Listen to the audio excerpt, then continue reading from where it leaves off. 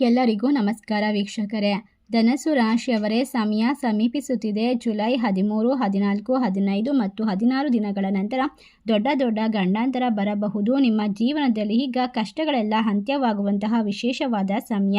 ನಿಮ್ಮ ಜೀವನದಲ್ಲಿ ನೀವು ಕಂಡ ಕನಸನ್ನು, ಪ್ರತಿಯೊಂದು ಆಸೆಗಳನ್ನು ನನಸು ಮಾಡಿಕೊಡುವಂತಹ ಒಂದು ವಿಶೇಷವಾದ ಸ್ಥಾನವನ್ನು ತಲುಪಬಹುದು. ನಿಮ್ಮ ಪ್ರತಿಯೊಂದು ಕೆಲಸದಲ್ಲೂ ಕೂಡ ಸಂಪೂರ್ಣವಾಗಿ ಎಲ್ಲ ಕೆಲಸವನ್ನು ಮುಕ್ತಾಯಗೊಳಿಸುವಂತಹ ಸಮಯ ಹತ್ತಿರಕ್ಕೆ ಬಂದಿದೆ. ಖಂಡಿತವಾಗಿ ನಿಮ್ಮ ಮನೆಯಲ್ಲಿ, ನಿಮ್ಮ ಜೀವನದಲ್ಲಿ ಈಗ 3 ದೊಡ್ಡ ಘಟನೆಗಳು ನಡೆಯುತ್ತದೆ. ಅದನ್ನು ತಿಳಿದುಕೊಳ್ಳೋದಕ್ಕೆ ನಿಮ್ಮ ಮನಸ್ಸಿನಲ್ಲಿ ಧೈರ್ಯ ಇದ್ದರೆ ಮಾತ್ರ ಸಂಪೂರ್ಣವಾಗಿ ವಿಡಿಯೋವನ್ನು ನೋಡಿ. ಹೌದು, ಧನಸ್ಸು ರಾಶಿಯ ಸ್ನೇಹಿತರೆ, ಈಗ ಭಯಂಕರವಾಗಿರುವ ಶಕ್ತಿಶಾಲಿಯಾದ ಅಮಾವಾಸ್ಯೆ ಜುಲೈ 14ನೇ ತಾರೀಕು ಬರ್ತಾ ಇರೋದ್ರಿಂದ ನಿಮ್ಮ ಮನೆಯಲ್ಲಿ ಕೆಲವೊಂದಿಷ್ಟು ಘಟನೆಗಳು ಅಚಾನಕ್ಕಾಗಿ ನಡೆಯಬಹುದು. ಆ ತೊಂದರೆಗಳನ್ನು ತಪ್ಪಿಸಬೇಕು ಮತ್ತು ನಿಮ್ಮ ಮನಸ್ಸಿಗೆ ಧೈರ್ಯವನ್ನು ತಂದುಕೊಳ್ಳಬೇಕಂದ್ರೆ ಖಂಡಿತವಾಗಿ ಧನಸ್ಸು ರಾಶಿಯವರು ಜೀವನದಲ್ಲಿ ಇರ್ತಕ್ಕಂಥ ಪ್ರತಿಯೊಂದು ಸಮಸ್ಯೆಗಳನ್ನು, ಸಾಲಗಳನ್ನು ಪರಿಹರಿಸಿಕೊಡೋದಕ್ಕೋಸ್ಕರ ಜೈ ಶ್ರೀ ಮಾತ್ರೇ ನಮಃ ಎಂದು ಕಮೆಂಟ್ ಮಾಡಿ. ನಿಮ್ಮ ಜೀವನದಲ್ಲಿ ಇನ್ನು ಮುಂದೆ ಪ್ರತಿಯೊಂದು ವಿಷಯವೂ ಕೂಡ ವಿಶೇಷವಾಗಿರುತ್ತದೆ ಮತ್ತು ನಿಮ್ಮನ್ನು ಯಾವಾಗಲೂ ಕೂಡ ದೊಡ್ಡ ಗಂಡಾಂತರದಿಂದ ತಪ್ಪಿಸುತ್ತದೆ.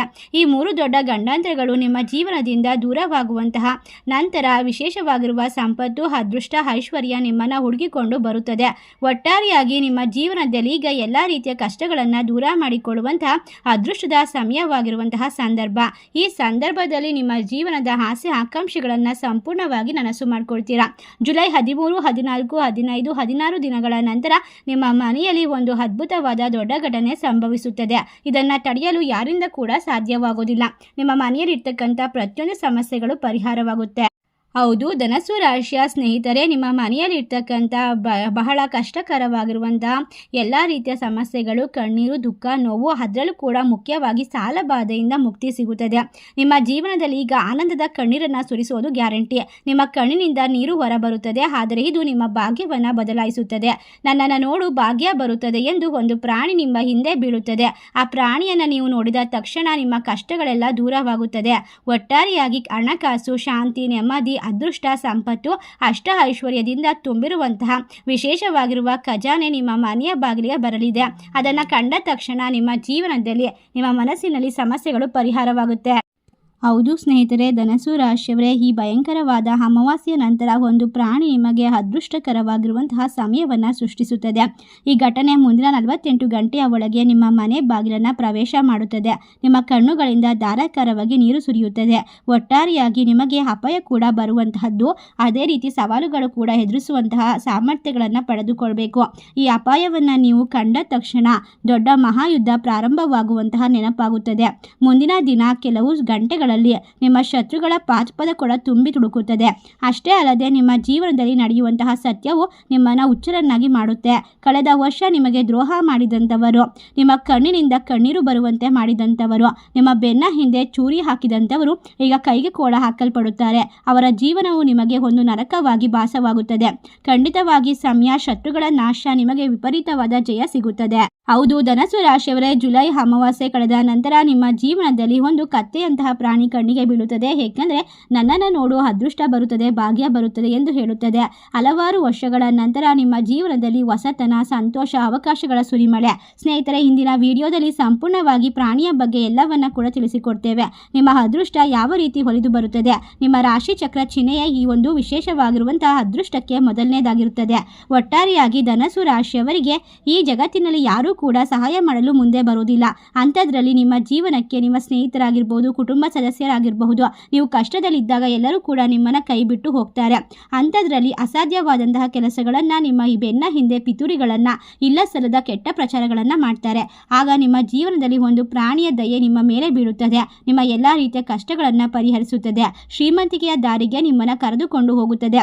ಯಾವ ರಾಶಿಯವರ ಜೀವನದಲ್ಲಿ ಇಲ್ಲಿಯವರೆಗೂ ಕಷ್ಟ ಇತ್ತೋ, ಕಣ್ಣೀರಿತ್ತೋ, ದುಃಖ ಇತ್ತೋ ಎಲ್ಲವೂ ಕೂಡ ಪರಿಹಾರವಾಗುತ್ತದೆ.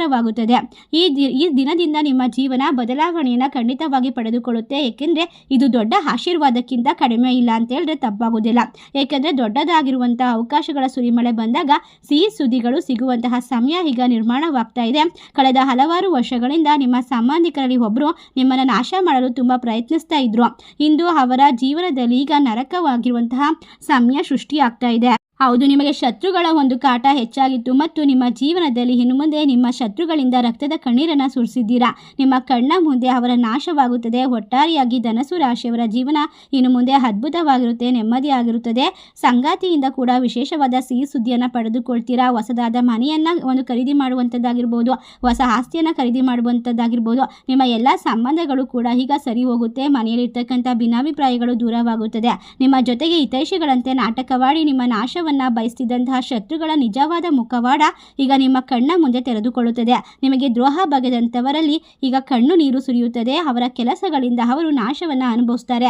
ಒಟ್ಟಾರೆಯಾಗಿ ಅಂಥವರ ಸಂಬಂಧವನ್ನು ಸಮಯಕ್ಕೆ ತಕ್ಕಂತೆ ಕಡಿದು ಹಾಕೋದು ತುಂಬಾ ಉತ್ತಮ. ನಿಮಗೆ ಯಾವುದೇ ಶತ್ರುಗಳು ಈಗ ಉಳಿದುಕೊಳ್ಳೋದಿಲ್ಲ.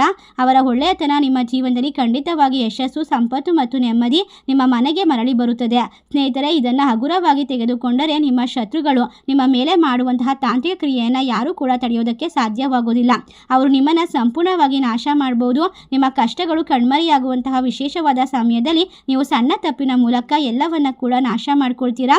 ಈಗ ನಿಮ್ಮ ಜೀವನದಲ್ಲಿ ಮರಳಿ ನೀವು ಅಂದುಕೊಂಡಂತಹ ಉತ್ತಮವಾದವನ್ನ ಸ್ಥಾನವನ್ನು ತಲುಪಬೇಕು ಅಂತ ಆಸೆ ಪಡ್ತಾ ಇದ್ರೆ ಅದನ್ನು ಖಂಡಿತವಾಗಿ ಮುಂದುವರಿಸಬಹುದು. ಧನಸ್ಸು ರಾಶಿಯವರೇ, ಜುಲೈ 13, 14, 15 ನಂತರ ನಿಮಗೆ ಶಾಂತವಾಗಿರುವ ವಾತಾವರಣ ಸೃಷ್ಟಿಯಾಗುತ್ತೆ. ಮನಸ್ಸು ಅದ್ಭುತವಾಗಿ ಕೆಲಸ ಮಾಡುತ್ತೆ. ಯಾವುದೇ ಕೆಲಸಕ್ಕೆ ಕೈ ಹಾಕಿದರೂ ಕೂಡ ಅದರಲ್ಲಿ ಲಾಭವನ್ನು ಕಂಡುಕೊಳ್ತೀರಾ. ಈ ಸಮಯದಲ್ಲಿ ನಿಮ್ಮ ಜೀವನದಲ್ಲಿ ಯಾವುದೇ ರೀತಿಯ ಸಮಸ್ಯೆಗಳು ಬಂದರೂ ಕೂಡ ನಿಮ್ಮ ಮನಸ್ಸಿನಲ್ಲಿ ಇರ್ತಕ್ಕಂಥ ಧೈರ್ಯವನ್ನು, ದೇವರ ಮೇಲಿಟ್ಟಿರುವಂತಹ ನಂಬಿಕೆಯನ್ನು ಕೈ ಬಿಡಬೇಡಿ. ಏಕೆಂದರೆ ನಿಮ್ಮ ಜೀವನದಲ್ಲಿ ಬರ್ತಕ್ಕಂಥ ಪ್ರತಿಯೊಂದು ಸವಾಲುಗಳು, ಪರೀಕ್ಷೆಗಳು ಇನ್ನು ಮುಂದೆ ನಿಮ್ಮನ್ನು ಅದ್ಭುತವಾಗಿರುವಂತಹ ಘಟನೆಯ ಒಂದು ಸ್ಥಿತಿಗೆ ಕಳಿಸುತ್ತದೆ. ಈ 3 ಘಟನೆಗಳು ಪ್ರಮುಖವಾಗಿರುತ್ತೆ. ಒಂದು, ನಿಮ್ಮನ್ನು ಉತ್ತಮ ಸ್ಥಾನಕ್ಕೆ ಕರೆದುಕೊಂಡು ಹೋಗುವಂಥದ್ದು. ಇನ್ನೊಂದು, ಜೀವನದಲ್ಲಿ ವಿಭಿನ್ನವಾದ ವ್ಯಕ್ತಿಗಳು ನಿಮ್ಮ ಮುಂದೆ ಬರ್ತಾ ಹೋಗ್ತಾರೆ. ಒಳ್ಳೆಯವರ ಪರಿಚಯವಾಗುತ್ತೆ. ಕೆಟ್ಟ ಜನರ ಸಹವಾಸ ಇಲ್ಲಿಗೆ ನಿಂತು ಹೋಗುತ್ತೆ. ಇನ್ನು 3ನೇದಾಗಿ ನೀವು ಹಣಕಾಸಿನ ವಿಚಾರದಲ್ಲಿ ಬಹಳ ಜಾಗರೂಕರಾಗಿರಬೇಕಾಗುತ್ತೆ. ಏಕೆಂದರೆ ಹಣ ಬಂತು ಅಂತ ಅನವಶ್ಯಕವಾದ ಖರ್ಚುಗಳನ್ನು ಮಾಡಿದಾಗ ಹಣವು ನಿಮ್ಮ ಕೈ ತಪ್ಪಿ ಹೋಗ್ಬೋದು. ಕಷ್ಟಗಳು ಮೈ ಮೇಲೆ ಬರ್ಬೋದು. ಯಾರಿಗಾದರೂ ಸಾಲವನ್ನು ಕೊಟ್ಟು ಕೂಡ ಮೋಸ ಹೋಗ್ಬೋದು.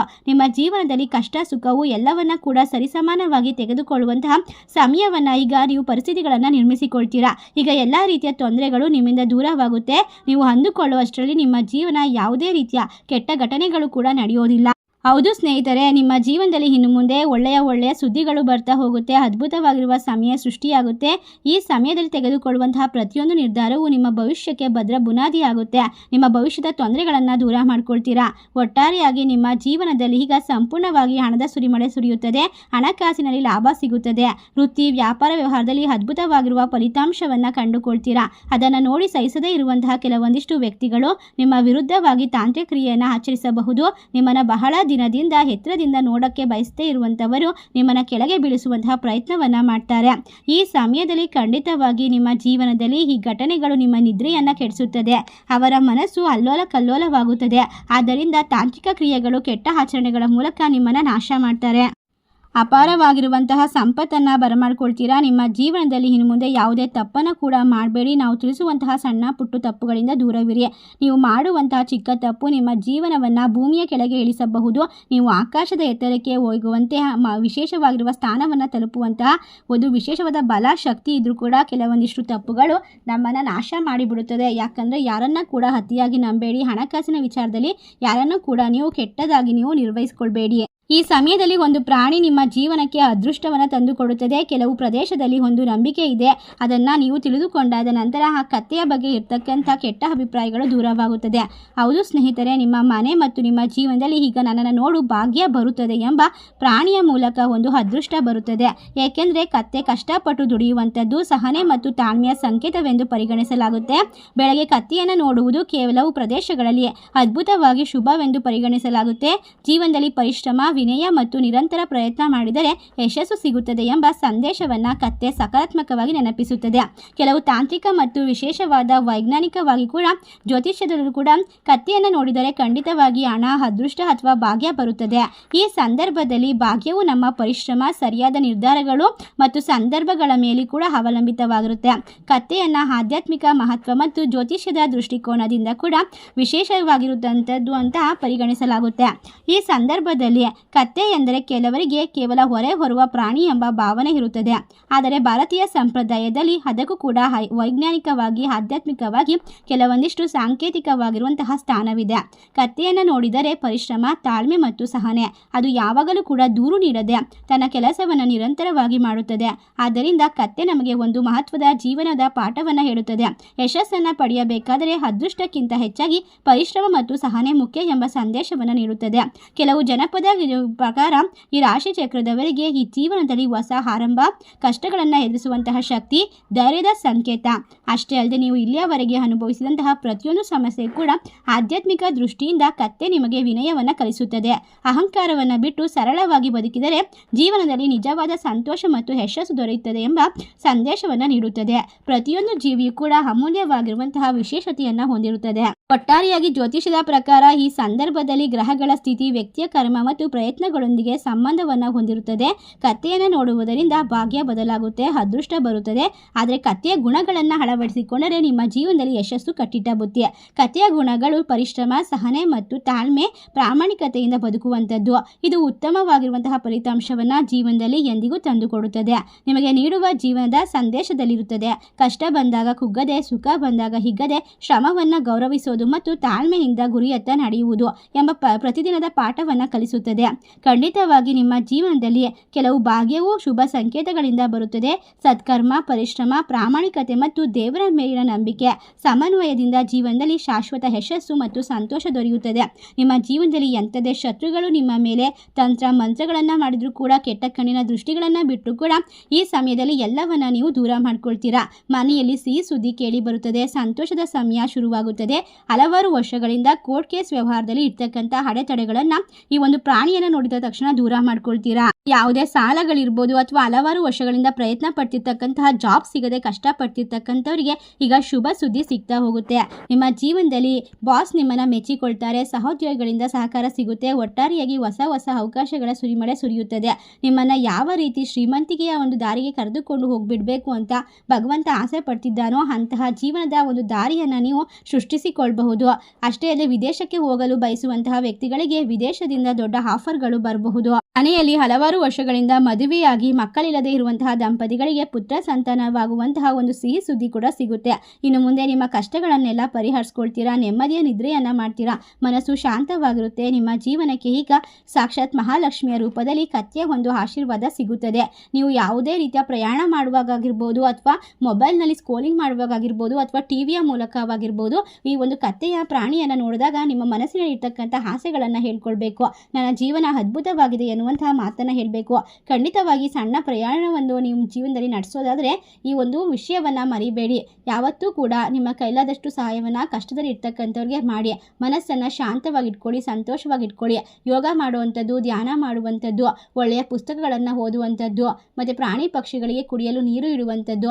ಅಷ್ಟೇ ಅಲ್ಲದೆ ಈ ಸಂದರ್ಭದಲ್ಲಿ ನೀವು ಯೋಗ ಧ್ಯಾನವನ್ನು ಮಾಡುವಾಗ ಆಧ್ಯಾತ್ಮಿಕತೆಯ ಕಡೆಗೆ ಹೆಚ್ಚು ಗಮನವನ್ನು ಕೊಟ್ಟಾಗ ಯಾವುದೇ ಆರೋಗ್ಯ ಸಮಸ್ಯೆಗಳಿದ್ರೂ ಕೂಡ ಎಲ್ಲವೂ ಸರಿ ಹೋಗ್ತಾ ಹೋಗುತ್ತೆ. ನಿಮ್ಮ ಜೀವನದಲ್ಲಿ ಆರೋಗ್ಯವೇ ಮಹಾಭಾಗ್ಯ. ಅದೇ ರೀತಿ ಆರೋಗ್ಯದಲ್ಲಿ ಯಾವುದೇ ರೀತಿಯ ಏರುಪೇರು ತೊಂದರೆಗಳಿದ್ದರೆ ಎಲ್ಲವನ್ನ ಈ ಸಂದರ್ಭದಲ್ಲಿ ಸರಿಪಡಿಸ್ಕೊಳ್ತೀರಾ.